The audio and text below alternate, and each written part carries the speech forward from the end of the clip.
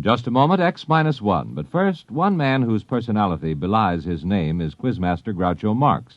Because Mr. Marx is hardly one of the grouchy kind when it comes to welcoming guests and dispensing good humor on his Wednesday night quiz show, You Bet Your Life. Why don't you tune in and hear for yourself tomorrow? And while you're listening, don't forget that each Wednesday night there's more great entertainment when Jack Bailey and contestants play Truth or Consequences. And all of the staff on Airtime join stars Giselle McKenzie in bringing you top musical listening. Enjoy music and fun tomorrow night on this station. And now stay tuned for X-1 on NBC. Countdown for blast off. X-5, 4, 3, 2, X-1, fire.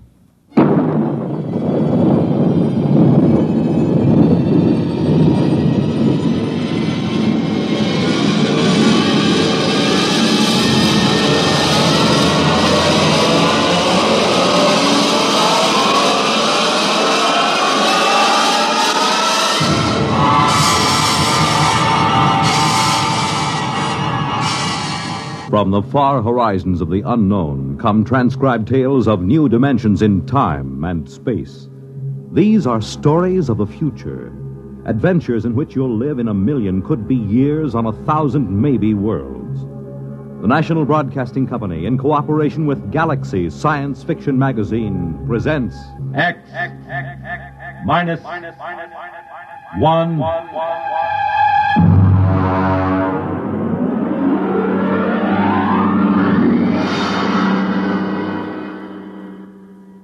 Tonight, the dramatization of a story by Jerry Soule, The Seventh Order.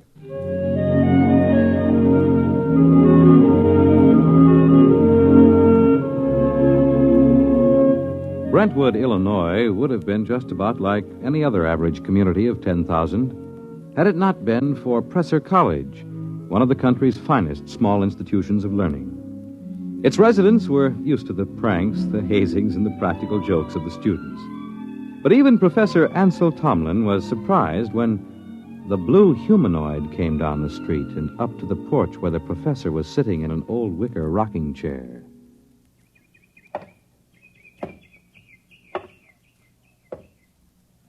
Pardon me. Of course. You are Professor Ansel Tomlin. Yes, and you, I take it, are somebody from one of my psychology classes dressed up as a sort of a robot. No. I am George of Xanthar. Who? I am here to learn all I possibly can learn of the planet Earth and its inhabitants. Less than 10 minutes ago, I landed not far from here in a spaceship, which I subsequently blew up and destroyed. Now, let me explain. I am Tomlin of Brentwood. Less than 10 minutes ago, I was sitting on my porch peacefully marking exam papers. I intend to resume right now. Helen, would you get the phone? It is your wife's sister calling with reference to the explosion of my spaceship. Sure it is. She merely wants to ascertain that your family was not affected. Listen, George, be a good fellow and... Oh, Mike. Well, don't be alarmed, dear. It's a fraternity initiation or something. Oh, well, it does look like the real thing. Oh, did you know there was an explosion outside of town? An explosion? Yes, blast of undetermined origin is what they said on the radio. Oh? My sister just called. She heard about it in the local station and wanted to make sure we were all right. I see. Well, I have something in the oven. My goodness, that's a wonderful costume. Her sister lives 20 miles away. How did you know she'd call? My mind circuits are telepathic. They pick up all conscious thought to a distance of some 200 miles. It couldn't be you arranged the whole thing, that it wasn't really her sister. How did you get here? Who or what are you? I am a machine. The finest, most complicated machine ever made. I have a rather unique history, too. Who made you? Ages ago, on Xanthar, there was a race of humans. They made the first robots. Rather crude affairs. We class them as first-order robots. They are still used for menial tasks to some extent. And what order are you? The highest, naturally. A seventh-order robot. Or rather, a humanoid. We are the first in which there is not an automatic, no harm to humans cutoff. I begin to see. You will become aware of the fact that I am superior to you and to the rest of your race. I need no oxygen. I am never ill. I need no sleep. Every experience is indelibly recorded on circuits and is instantly available. Tell me, George, do you have feelings? I have an electronically controlled endocrine balance. It's very interesting. And what is your mission here on Earth? For the moment, I am here to study. I will live with you until it is complete. You will what? I will live with you. I will be with you all of your waking hours. While you sleep, I will go through your library. I need nothing. I want nothing. Just a moment. What about my privacy? When you desire privacy, I will study someone else. Your wife, perhaps. The female should be interesting. George, old man, I'm terribly sorry, but you'll have to wire back to your masters to make other arrangements. That will be quite impossible. Really? You see, I have no master. Well, what about those humans back in Xanthar, the ones who invented you seventh-order humanoid? Oh, they are all quite dead. We destroyed them. Destroyed? You look alarmed. It was, after all, they or us. You see, our endocrine system permits us pride in ourselves. Naturally, being proud of ourselves, we objected to being ordered about in an incompetent way. So, you killed them? Exactly. Now, shall we go inside and inform your wife of my visit? Suppose I refuse. Professor, do you see that small dog playing on the lawn across the street? Yes. I will lift my arm and point at it. Observe. It vaporized. Exactly. Now then, shall we go in?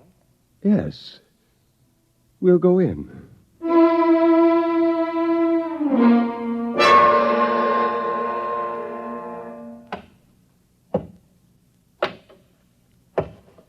Oh, there you are. I see you brought your friend. Helen, this is George. George of Xanthar. George is a machine. Well, anybody can see that.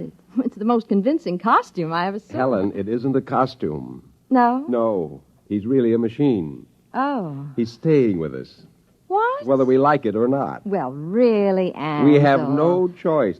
I am a seventh-order humanoid. I detect that your mind does not comprehend. I am here as an advanced scout for my race. After we establish a station here on Earth... I don't like this. Now, would you be kind enough to leave my house, young man? You are very slow to comprehend. I comprehend that I have a lot to do, and I'd appreciate it if you leave. Otherwise, I'm going to call the police. You may call anyone you choose, Mrs. Thomas. I'll have you arrested. I assure you I can detect your intention long before you have time to do me any harm. Well, we'll just see about this.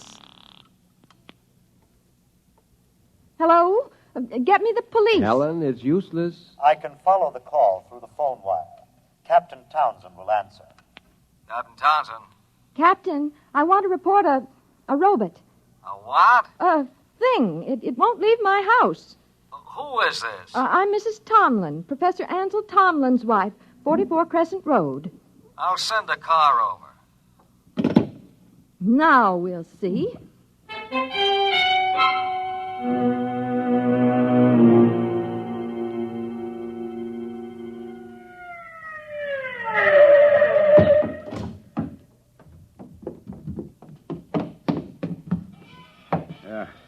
Is this the character that's been giving you trouble? Yes, this is the one, officer. Talked to you before about ruining the flower bed, Sonny. This time I'm taking you in. I would advise you not to touch me. I cannot risk any damage.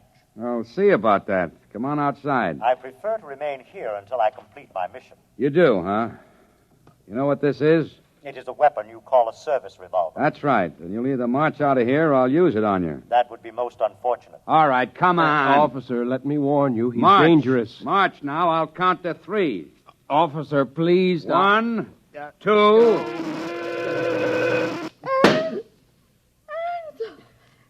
Oh, no. I regret it, but he was actually going to pull the trigger. Only to frighten me. But I cannot risk damage. He might have miscalculated and struck me with a bullet. Ansel, I'm frightened. There is no need for fear. You have only to accept the fact that the Seventh Order is coming to operate the planet for your benefit. Ansel. Helen, there's no use trying to do anything just yet. Go next door to Mrs. Coleman. Tell her what's happened. I'll talk to George. Oh, but I don't... Please, Helen? Well, all right. Do you really think that you, a single robot, can conquer the Earth and make its people do your bidding? I can. Suppose it were demonstrated to you that you could not, that you could be destroyed. If that were so, I would naturally report that this planet is unfit for development by the Seventh Order. Well, you know they'll have you taken into custody for killing the officer. I cannot permit it. There will be needless slaughter. Unless you can convince your people it is useless to attack me. Will you let me try? I have no desire to prevent you. Go ahead. I detect that you are going to call the newspapers and the local television station and hold a press conference. Yes.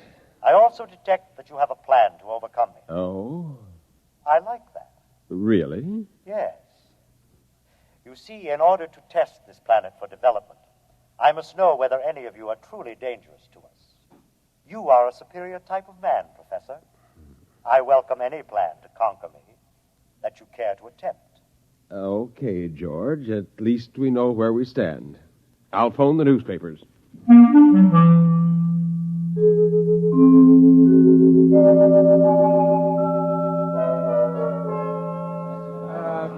Quiet! Quiet, please! Quiet! Hold it down. Ladies and gentlemen, this is Henry Bennett, broadcasting from a sound truck parked in front of the home of Professor Ansel Tomlin in Brentwood, Illinois. At the moment, Professor Tomlin is seated on his front porch. Next to him is a strange-looking blue robot-type creature, also seated on a chair. At the moment, we don't know if this is a hoax or not, but Professor Tomlin, a highly respected man here at the university, has called a press conference to introduce what is supposedly a creature from another planet. Professor Tomlin is about to speak, and we'll try to catch his words. Quiet, please. Gentlemen, I wish to present to you George of Xanthar. Yes, now, just a moment. George is a machine. Probably the most dangerous machine ever invented. He is telepathic as well. He can read your thoughts like a book. He knows exactly what each of you is thinking at this very instant. Professor! Yes? Do you expect us to swallow this nonsense? Not without proof, gentlemen. Can George do his stuff for us? Let him tell me what I'm thinking right now. You are thinking about a blonde young woman named Laura, with whom you will attend a show tonight. Come on. Well, he happens to be right, but we've seen mind readers before. Let him do something else. Now, I did not call you gentlemen here for a demonstration of magic. I called you here in the hopes that a good deal of needless bloodshed might be avoided. Less than half an hour ago, I watched this creature completely vaporize a policeman who was trying to arrest him. I expect that the authorities will be here any minute. I hope I can convince you and them that it is futile. Well, I certainly do. There's something ought to be done about a guy like Either you're nuts or you think we are. I don't believe this machine killed a cop. If a cop was killed, a human did it, trying to blame it on the machine. Now, gentlemen, I don't know how I can prove it. Perhaps if George will demonstrate his ability to vaporize... Observe the oak tree in the front yard. Now.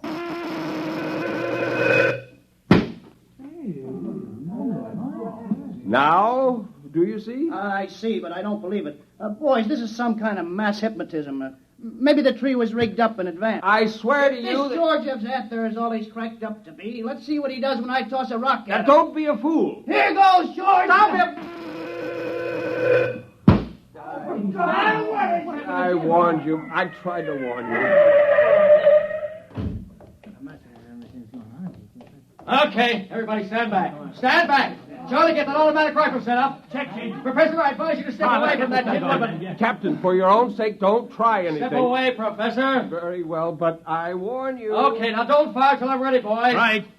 Now then, George of What's-This?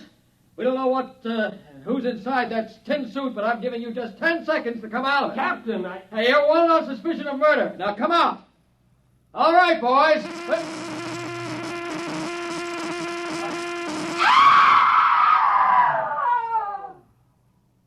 Ladies and gentlemen, I'm afraid we'll have to terminate our broadcast. What started out as a good-natured hoax or publicity stunt has turned into a bloody massacre, as the bodies of some 6 policemen on the lawn of Professor Tomlin's home will attest. I don't know exactly what is happening here, but I can say this: George of Xanthar is no hoax. He or it is the spearhead of a race from outer space that's come to conquer the Earth.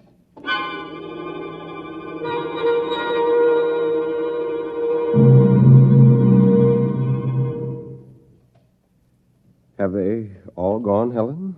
Yes, Where is he? in your library, reading. Are the policemen still outside the house? They're walking up and down. Oh, I hope they don't. Yeah, they have orders not to try to harm him. Ansel, Yes. what are we going to do? I don't know. Oh, listen. He's coming. Professor, Mrs. Tomlin, I have decided to walk through your town to learn more about its buildings and people. And kill a few more humans? Killing humans affords me no pleasure whatsoever. I kill only when damage to myself is possible. I hope that no one will attempt to harm me. George, let me warn you now that this affair has gone beyond the confines of this town. I am well aware of that, Professor. I am aware of a phone call being made this instant by your mayor to the commander of the Illinois State Guard. If you're smart, you'll return to your ship and your planet. My ship is destroyed. I could instruct you to build a new one, of course. But as I have no intention of leaving... Then you will be destroyed. No. I will destroy first. Have you no conscience? A conscience is a fifth-order failing. Needless baggage. Good evening.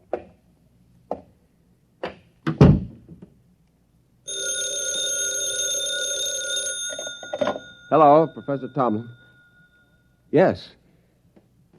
Yes, I will. Who was it? The mayor and the chief of police have called a meeting of the citizens of Brentwood at the college gymnasium tonight. Ansel, you're not going. I must. But no, Helen, there's much more at stake here than my life or yours. Civilization itself depends upon our standing up to this machine. I'm going to the meeting.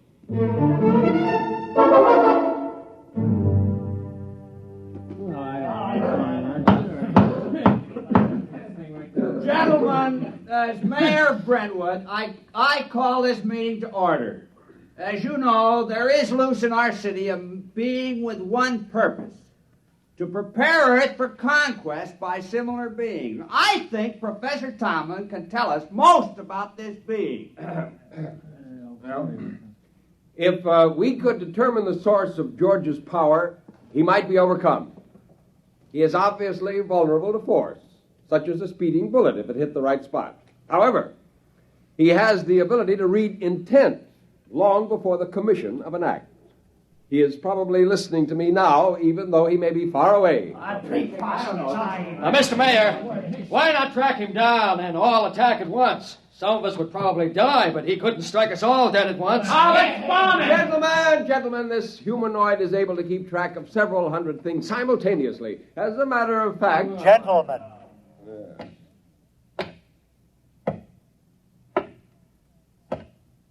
You are working yourselves up needlessly.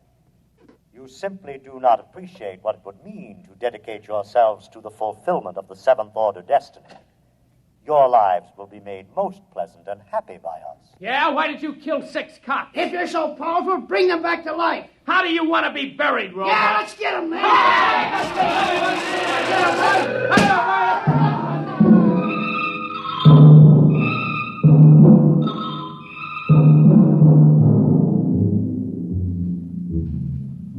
And eyewitnesses report that in the end, when all were gone, George of Xanthar stood alone on the platform of the gymnasium. There was no movement except the twitching of the dead and those trampled by the crowd.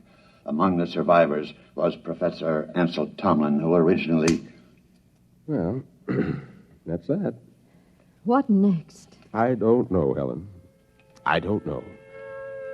Oh, what's that? Sounds like an air raid alert. That's peculiar. They didn't announce it. Turn on the radio. Hurry. We interrupt to bring you a special message. All residents of Brentwood are advised to go to their basements or convenient bomb shelters. The governor has announced that units of the National Guard have managed to corner the robot, George of Xanthar, in the town square. Oh. Tanks and mortars will be used in an attempt to destroy the creature. Again, go to your nearest bomb shelter. Oh, did you hear They'll never be able to destroy him. Well, where are you going? Up to the roof. The roof? I can see the square from there. Well, I'm coming with you. Just as you like.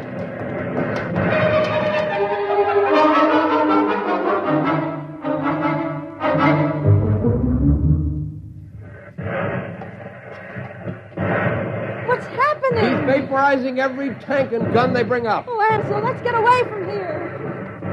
Oh, What's that? Those are Army jets. We'll see how effective he is now. Oh, good Lord, a whole squadron up in smoke. It's no use. Can't you see? It's no use. Ansel, come inside, please. Oh, very well. Oh, if only there was something we could do to tell Not him. as long as he can read our every conscious thought before we can act. What is it? Our every conscious thought. Our thought. I wonder if... What is it, Nothing. Ansel? Nothing, Helen.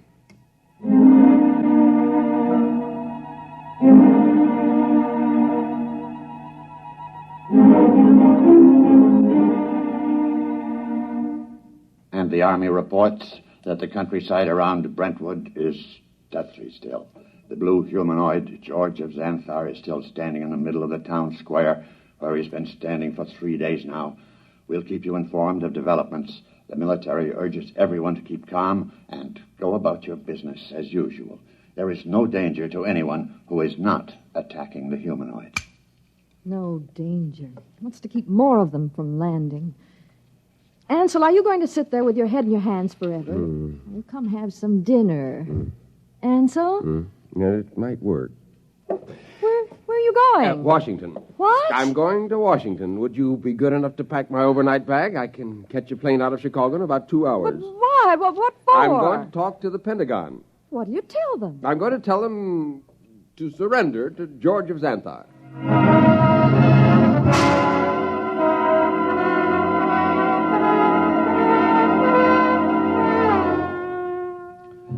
Our microphones are here at the edge of the town square in Brentwood, Illinois today, ladies and gentlemen, to witness the most unusual spectacle of modern history. A discussion of terms whereby the United States of America may surrender to the humanoid George of Xanthar. For the occasion, an honor guard of 22 servicemen from all branches and all parts of the country has been chosen. In just a moment, the honor guard will accompany General of the Army's Walter Pitt, who will discuss the surrender.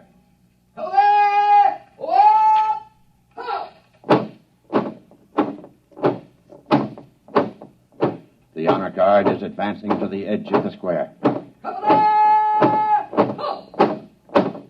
The robot is standing there now, carefully eyeing the soldiers. Every ounce of his concentration seems to be going into it. Actually, we're told his telepathic circuits are probing their minds for some hint of danger. A thought, a flicker of an eyelash may be sufficient for him to vaporize all of them. General Pitt is about to speak.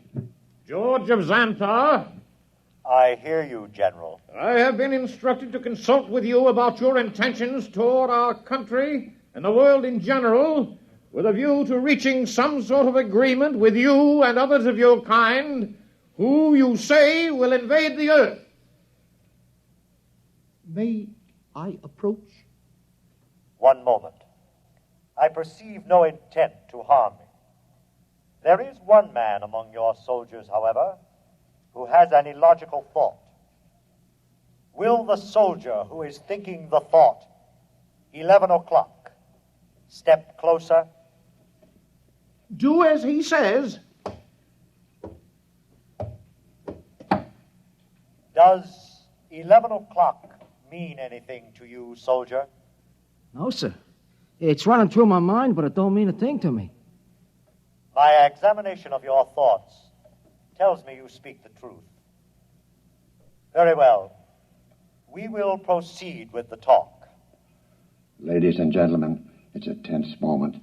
The general and the humanoid are discussing terms. The soldier who was questioned about the thought, 11 o'clock, has stepped back into the ranks and is holding his rifle at attention like the others. I perceive it's now 10:59 a.m. If there is any significance to the thought about which the soldier was questioned, we'll know in 1 minute. We of Xanthar, gentlemen, would not want to improve a planet which could not be educated and would continually oppose our program. Therefore, I am glad to see your willingness to discuss. After my message goes out, there will be a landing party on Earth within a few days. While waiting for the party, however, there are certain preparations. Just list them for us. Your government will naturally have to turn over complete authority to us. Afterward, we will utilize your press and radio to disseminate our instructions to your people. Simultaneously, in other nations, the same procedure will be carried out by our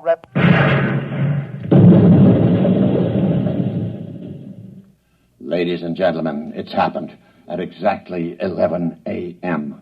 10 soldiers in the honor guard instantaneously fired their weapons into George of Xanthar. Apparently explosive bullets have blown him to smithereens. The remains are lying scattered all over the square. People are pouring in, kissing each other, shouting.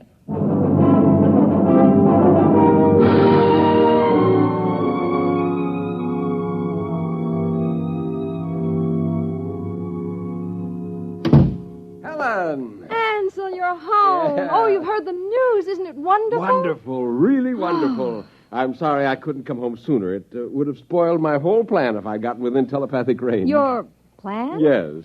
But what? How? What? Just a matter of simple psychology. Those men in the honor guard. What about them? Did you know any of them? Not exactly, but I did have the job of hypnotizing 10 of them. Hypnotized? That's right. You see, each of those men was hypnotized. And while he was under, we planted a post-hypnotic suggestion, namely, to fire at George of Xanthar when a soldier named Charlie started to cough. Charlie was told to cough at 11 o'clock. Before we released them from hypnosis, we told them to erase everything from their conscious memories. I was staking everything in the hope that George could only tune in on the conscious mind, not the subconscious, and it worked. Yeah, there was nothing to be reached by George's prying mind, so we never knew what was going to happen. At 11 o'clock, the soldier named Charlie coughed. The men raised their guns and fired. And that was the end of George of Xanthar. Now, if you don't mind, I've got some exam papers to mark.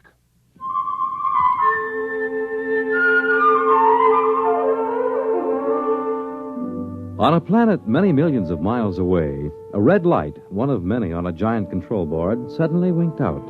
A blue humanoid made an entry in a large book, System 29578. Planet 3 inhabited.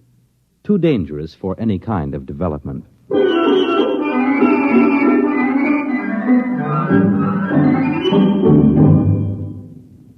You have just heard X-1, presented by the National Broadcasting Company in cooperation with Galaxy Science Fiction Magazine, which this month features the Alan Cogan story titled In the Cards.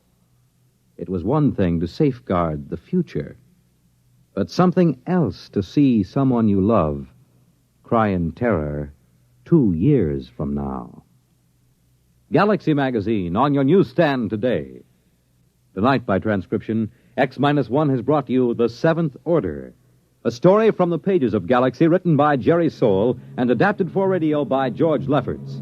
Featured in the cast were James Monks, Nelson Olmsted, Kate Wilkinson, James Rafferty, Dick Hamilton, Reese Taylor, Jim Stevens, Robert Hastings, Wayne Chappell. The commentator was W. Chaplin. Your announcer, Fred Collins. X-1 was directed by Daniel Sutter and is an NBC Radio Network production.